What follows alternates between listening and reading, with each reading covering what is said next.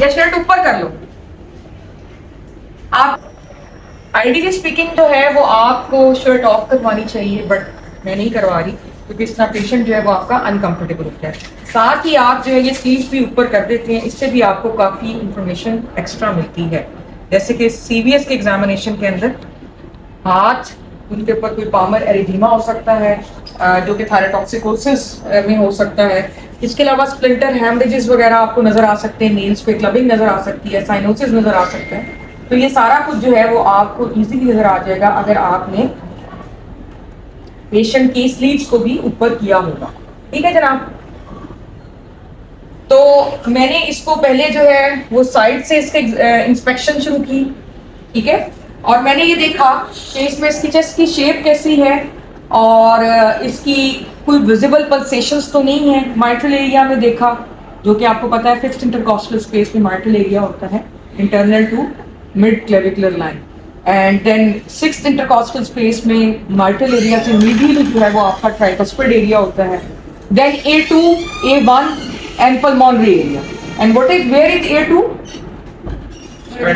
Space on the left side, और pulmonary area just उसके ऊपर, और A1 जो है वो सेकंड इंटरकॉस्टल स्पेस में ऑन द राइट साइड है। ये सारे एरियाज मैंने देखे हैं, प्लस मैं यहाँ से भी इसका एक बटन जो है वो ऑफ करवा के देखूंगी कि नेक में कोई पल्सेशन या कोई थायराइड जो है वो इसका इन्वॉल्व तो नहीं है। और एक जर्नल मैं इसकी इंस्पेक्शन कर रही हूँ, सिर्फ और सिर्फ चेस्ट की नहीं कर रही, जर्नल कर रही हूँ, जो कि फिर उसके बाद मैं फुट एंड से भी करूँ। ठीक है, दिस इज वेरी इंपॉर्टेंट। काफी चीजें ऐसी होती हैं जो आपको फुट एंड से बेहतर दिखाई देती हैं। इसका फेस, इसके आर्म्स, इसके hands, there is IV line, ये सारी चीजें आपने इंस्पेक्शन में देखी। सो दोबारा रिकलेक्ट करते हैं। इंस्पेक्शन में हमने जो है वो पेशेंट का एक जनरल ओवरव्यू करना है, और इंस्पेक्शन में शेप ऑफ द चेस्ट देखनी है, उसकी ब्रीदिंग देखनी है, उसकी कोई visible pulsation, veins, scar mark, कुछ भी अगर ऐसा है, और इंक्लूडिंग नेक, ये सारा हमने जो है वो इसको देखना है। Then comes the palpation. ठीक है, again I would come on the right side of the patient and I would start palpating from the mitral. आप उसमें मैं पूछ लूं कि पहले मरीज से दर्द वगैरह तो नहीं किसी ने, मैं हाथ लगाने लगूं, ठीक है, दर्द हो तो बता देना। आप एपेक्स बीट को मैंने सबसे पहले देखना है, the lowermost and the outermost area of definite cardiac impulse. So मैं यहां से अपना हाथ जो है वो अंदर की तरफ लेकर, जहां मुझे एपेक्स बीट डेफिनेटली मिले, वो ही एरिया जो है। सपोज मुझे यहाँ नहीं मिलती, इसे मुझे नहीं मिलती, तो मैं इस पेशेंट को कहूंगी कि आप लेफ्ट लेटरल साइड पे चलिए, उधर पासा पलट लो, डॉक्टर साहब आप मुझे यहां मिल रही है। अब जहां भी मिल रही है, सपोज मैं उसको उधर एक अपनी फिंगर रखूंगी, और यहाँ मेनिब्रम स्टर्नाई से, क्योंकि मेनिब्रम स्टर्नाई ये एंगल है, इसको एंगल ऑफ लुई कहते हैं, ये प्रोमिनेंट एंगल है between the body and the upper half of the sternum. Second, third, यहाँ मैंने काउंट किया, फोर्थ, फिफ्थ, यहाँ कहीं आके ये मिड क्लेविकुलर अगर लाइन है तो ये उससे लेटरली पड़ना। ठीक है जी, तो ये मैंने देखी। उसके बाद मैं ट्राइकस्पिड एरिया पे पैल्पेट करूंगी, साथ मेरा एक हाथ कैरोटिड पर होगा, ठीक है, ताकि मैं देखूं कि अगर कोई एडिट साउंड है तो मैं उसको टाइम कर दूं। अगर मेरी कैरोटिड के ऊपर हाथ फिंगर ऊपर करने पर कोई एडिट साउंड सुनाई देती है तो वो सिस्टोलिक है, अगर नीचे जाने पर होती है तो वो डायस्टोलिक। फिर उसके बाद again A2, then pulmonary, A1, parasternal heave जो राइट वेंट्रिकुलर हाइपरट्रॉफी को शो करती है। नेक के ऊपर मैं जरूर हाथ रखूंगी कि यहाँ पे कोई पैल्पेबल ब्लूई या थ्री तो नहीं, क्योंकि जो एस का मर्मर होता है वो जहां पर सुनाई देते हैं, it radiates to neck. Step दीजिए।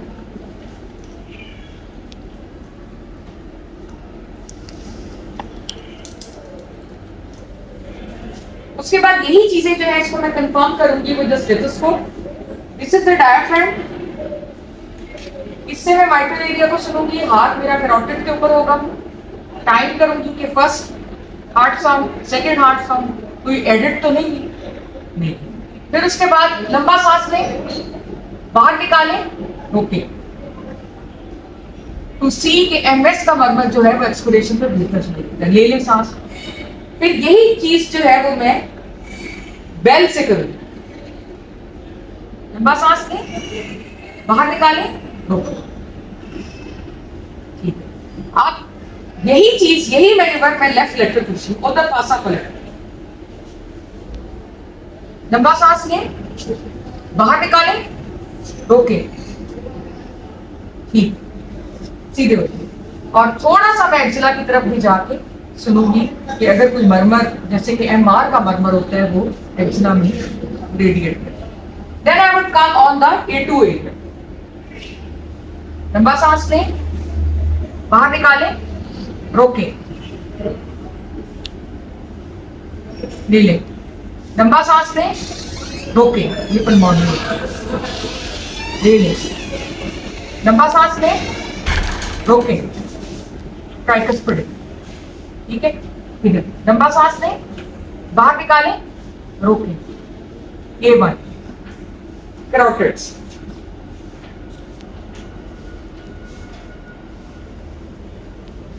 अब AR का मरमर जो है उसके लिए मुझे पेशेंट को बिठाना है और वो A2 पे जरा लेकर आप उसके बैठे,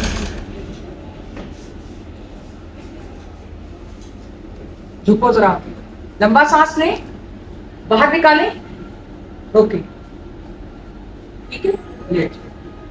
सो ये आपकी जो ऑस्कल्टेशन है वो हार्ट की जो है ये कंप्लीट होगी, ठीक है। उसके बाद आ जाता है कि जो रिलेवेंट एग्जामिनेशन है सीवीएस से रिलेटेड, वो हम कर लेंगे। एरिथीमा, कोई पेरिफेरल साइनोसिस, यहाँ पर कोई ऑस्कुलर नोड्स जो इन्फेक्टिव एंडोकार्डाइटिस में नजर आते हैं, कोई स्प्लिंटर हेमरेजेस, एनीमिया, ठीक है, या क्लबिंग, उसके लिए आप देख लें एंगल कैसा है कैसा नहीं है। ट्रेमर्स को आप देखेंगे, हाथ को फैलाएंगे, फैलाओ हाथ, ठीक है, थायराइडोक्सिकोसिस के लिए। Then you will check the pulse, उसका रेट, उसका रिदम, ठीक है। पल्सेस की डिफरेंट टाइप्स हैं, जिसमें कि आपकी आ जाती है इरेगुलर पल्स जो फिब्रिलेशन के अंदर होती है। फिर आपकी कलेक्शन पल्स आ जाती है, ठीक है, जिसको वाटर हैमर पल्स भी कहते हैं, जो AR के अंदर होती है। इसको चेक करने का तरीका ये होता है कि आप इस तरीके से, ये चीज़ आपकी जो है वो इधर होनी चाहिए, और आप मरीज से पूछ लेते हैं कि हाथ, यहाँ कंधे में दर्द तो नहीं है, क्योंकि रोमेटिक हार्ट डिजीज के अंदर आर्थराइटिस भी है, और आप मरीज को दर्द तो नहीं है ना इधर, और आप एकदम से फिर उसको ऐसे उठा दें। तो कोलैप्सिंग पल्स के अंदर एकदम से आपके हाथ के ऊपर पल्स ठक करके लगती है और फिर एकदम कोलैप्स हो जाती है, ठीक है। ऐसा क्यों होता है वो मैं आपको इसकी पैथोफिजियोलॉजी जो है वो बाद में बताऊंगी। देन पल्सस ऑल्टरनेंस है, एक्सपीरियंस है, वो सारा आपने यहाँ पर चेक, उसके लिए अलग से हम एक लेक्चर अरेंज करेंगे, that does not come in this, मतलब बहुत ज़्यादा लंबा होगा। उसके बाद पल्स के बाद आपका ब्लड प्रेशर आ जाता है, वो आप लेंगे। ब्लड प्रेशर के बाद आपकी JBP आ जाती है, जो आइडियली स्पीकिंग 45 डिग्री पे। इफ यू सपोज के 45 डिग्री ही है, तो आपको ये पता होना चाहिए कि जो नॉर्मल JBP है वो तकरीबन यहाँ पर है, ये मेनिब्रम स्टर्नाई के पीछे छुपी है, और normal 0 to 5 centimetre of water. अब अगर आपको इस जगह के ऊपर कोई पल्सेशंस फील हो रही हैं और वो आर्टीरियल नहीं है, और आर्टीरियल जो है वो कैसी होती है कि अगर आप उसके ऊपर हाथ रखें तो आपको ठक ठक फिंगर पे महसूस होता है, वीनस में नहीं होता। फिर उसके बाद आप अगर उसको प्रेस करेंगे तो आर्टीरियल प्रेस नहीं होगी, वीनस हो जाएंगे। फिर यहाँ से आप उसको दबाएंगे हेपेटोजुगुलर रिफ्लेक्स, तो वो ज्यादा प्रोमिनेंट हो जाएगी, वीनस आर्टीरियल नहीं होगी। वंस यू हैव डिटरमाइंड कि ये वीनस है, इसमें नहीं है, आपने देख लेना इसका लेवल क्या है। वहां पर एक पेंसिल रखनी है, एक यहाँ रखनी, और इन दोनों पेंसिलों के दरमियान का डिस्टेंस फुट्टे से नाप लेना है। Suppose it is 4 centimetre of water, तो नॉर्मल जो है वो यहाँ था, वो 5 है, उस 4 के अंदर हम 5 को जमा करें तो वो आपकी JBP इतनी रेस है, ठीक है। इस तरीके से आप 2 पेंसिल मेथड से उसको कर सकते हैं। Then after that you come on the face, वहां पर आप मरीज को कहेंगे ऊपर देखो, पैलर चेक कर लेंगे, नीचे देखो, जॉन्डिस चेक कर लेंगे। फिर आप मुंह को खुलवाएंगे, उसमें आप क्या देखोगे, साइनोसिस। और मार्फन सिंड्रोम में जो है ना, बहुत से मरीज जो होते हैं उनमें आर्टिक रिगर्जिटेशन और MR वगैरह होती है, तो आप पैलर को देख लेंगे कहीं वो हाई आर्च, मुंह खोलो, टॉर्च मार के आप देख लेंगे कि हाई आर्च पैलर तो नहीं है या साइनोसिस तो नहीं है। देन कम्स योर थायराइड, आप उसे कहेंगे थूक पी लो, थूक फुट पर, ऐसा ऐसा फुट पर ही दें, थायराइड को देखेंगे।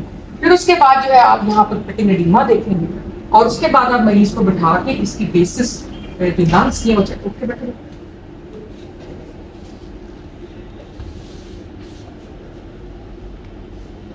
लंबा सांस लो लंबा सांस लो बस पॉज